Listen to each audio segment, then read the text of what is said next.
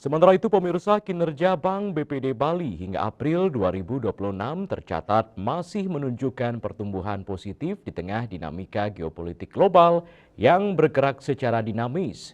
Terbukti dengan angka pertumbuhan kredit mencapai hampir di atas 9%. Sudarmo mengatakan pertumbuhan kredit Bank BPD Bali saat ini mencapai hampir di atas 9%. Sementara itu, dana pihak ketiga tumbuh di atas 6% dan pertumbuhan laba tetap terjaga. Ia menjelaskan situasi geopolitik global memberikan dampak cukup besar terhadap sektor usaha, khususnya pelaku UMKM. Pihaknya lebih selektif dan berhati-hati dalam melakukan asesmen terhadap calon debitur ke depan. Bank BPD Bali tetap berkomitmen mendukung program pemerintah pusat maupun pemerintah daerah, terutama melalui penyaluran kredit usaha rakyat atau KUR, serta kredit program perumahan.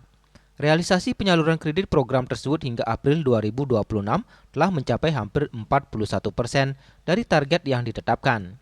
Capaian tersebut dinilai masih positif dalam mendukung pertumbuhan perekonomian nasional maupun Bali.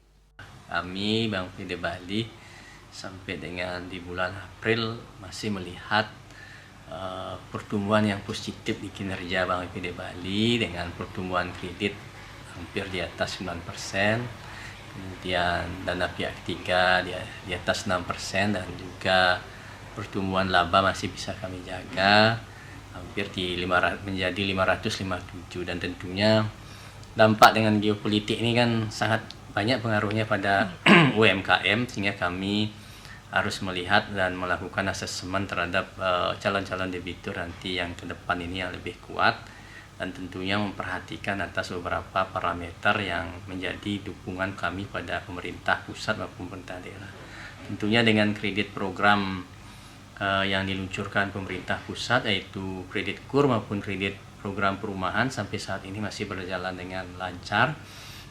Realisasi dan sampai dengan posisi di bulan April hampir di 41% sudah realisasi dari target yang ditetapkan, sehingga kami rasa masih bisa berjalan dalam rangka menunjang pertumbuhan perekonomian nasional maupun Bali. Tentunya kami dari pihak BPD akan melihat tentunya pergerakan harian, karena ini kan pergerakan daripada dampak geopolitik ini secara simultan harian terus bergerak dengan sangat dinamis. Selain itu, pihaknya terus memantau perkembangan situasi global secara harian.